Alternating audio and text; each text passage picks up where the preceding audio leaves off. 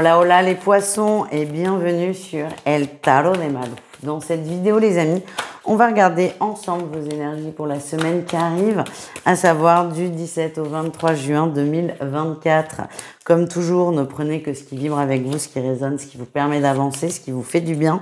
Si vous désirez approfondir, n'hésitez pas à aller voir vos autres signes, ascendant et signes lunaires. Et si vous désirez aussi une consultation privée, c'est possible sur mon site letarotdemalou.com. On y va les poissons, eh bien ça va être une bonne semaine. On a un cadeau là qui arrive avec l'As de denier. J'adore cette carte. Pour moi, c'est le cadeau, littéralement le cadeau. Et c'est le cadeau tangible, hein. C'est quelque chose qui arrive. C'est pas oui, je sens que non, c'est là, c'est là. Il y a une opportunité matérielle, tangible. C'est pas dans 10 ans, c'est maintenant. Donc on est vraiment dans cette ouverture, dans quelque chose de très concret et ça fait du bien aussi d'avoir des choses concrètes. En atout, vous êtes prêts, vous êtes dans les starting blocks, c'est ok. Vous acceptez ce cadeau, vous l'accueillez et vous foncez. J'ai l'impression que ce cadeau va créer des changements d'orientation dans votre vie. Le défi, le challenge, c'est des prises de tête, quand même, des doutes, des questionnements. C'est normal. Cette chose, cette nouveauté risque déjà, ce que je ressens, c'est qu'elle arrive vite, cette nouveauté. Elle arrive très vite. Et qu'est-ce que ça dit? C'est que les changements vont être aussi rapides. Le risque, c'est que vous posiez 1 milliard de questions et c'est normal. C'est fluide, mais c'est trop fluide, c'est trop rapide. Et il y a un moment, vos peurs vont dire, attention, est-ce que tu es sûr? C'est humain, c'est normal de douter, les amis. La réussite, on a quand même la 9 de coupe. Vous êtes heureux, vous êtes confiant, vous croyez en vous, vous y croyez. Et ces peurs, vous allez les travailler.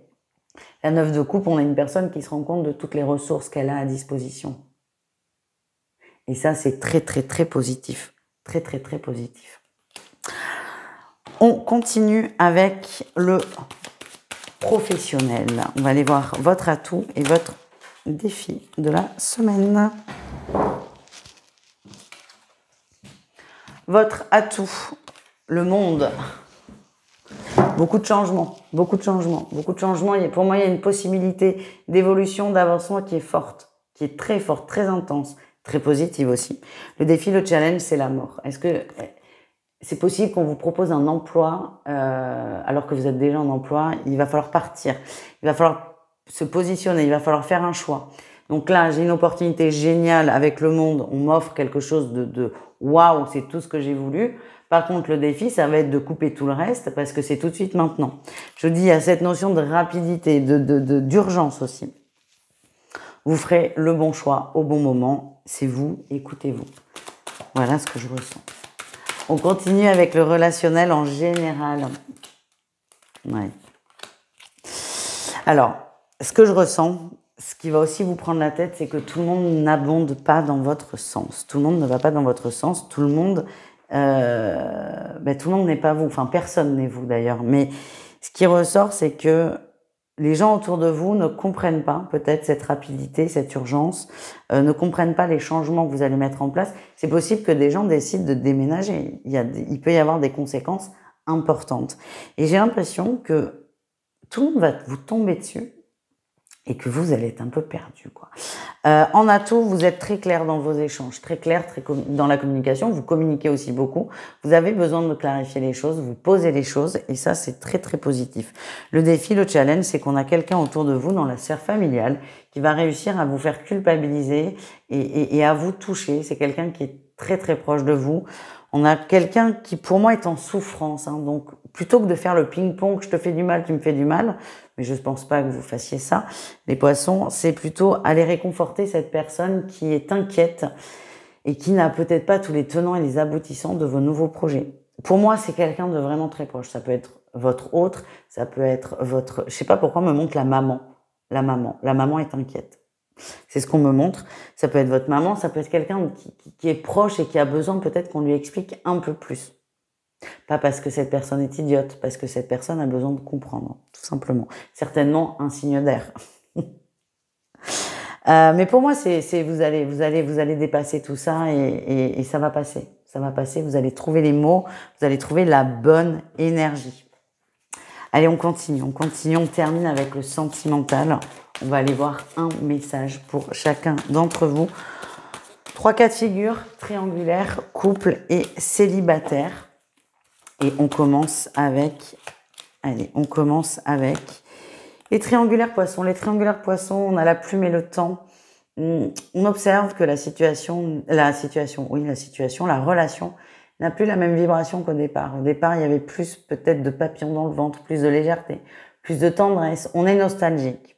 On est nostalgique de... C'était pas mieux avant, c'était différent avant. C'est ça que j'ai. Il y a un manque aussi. Manque de tendresse, manque de connexion. Ça ne veut pas dire que vous ne voyez pas votre autre, mais il y a un manque de connexion, de tendresse, de douceur qui est en train d'arriver dans votre vibration. Donc, n'hésitez pas à le communiquer à votre autre, ça, les poissons. Les couples, qu'est-ce qu'on a pour nos poissons en couple? On a les enfants et la maison. On est bien dans son foyer, on se sent en sécurité, on nourrit sa famille, on nourrit son foyer, on nourrit son couple, on nourrit cet amour précieux du foyer. On ne se prend pas la tête, pas du tout. On est en cercle clos, en cercle fermé, en cercle réduit et ça fait beaucoup de bien. Vous vous recentrez sur l'essentiel et pour moi, il y a beaucoup d'amour. C'est possible que certains couples aient des projets d'enfants. C'est pas ce qui va ressortir en premier dans mon ressenti. En tout cas, on est bien avec son autre. On se coucoune, on reste à la maison, on reste ensemble et c'est très, très positif. Voilà les amis. On termine avec les célibataires poissons. Est-ce que c'est votre semaine les amis? Non. Non. Oh là là, piment trahison. Ouf. Alors c'est la semaine des mises à niveau et des compréhensions. Vous pensiez avoir un flirt avec une personne, vous pensiez qu'il y avait une accroche, une sensibilité commune, des points communs et en fait vous vous sentez trahi là-dedans. Soit il y a une relation éphémère où vous pensiez avoir des nouvelles et il n'y en a pas. Genre, j'obtiens ce que je veux et je me barre après. Donc ça, c'est terrible pour vous. Soit vous vous rendez compte... Comment vous allez vous en rendre compte? Je pense que vous pouvez voir cet autre, soit avec quelqu'un... Ah, oui, ok. Vous flirtez avec une personne et vous vous rendez compte que cette personne est en couple. Ça va un peu vous énerver. Le problème, c'est qu'il n'y a pas à... C'était que du flirt. Vous pouvez pas arriver en disant « tu m'as trompé, tu m'as menti ».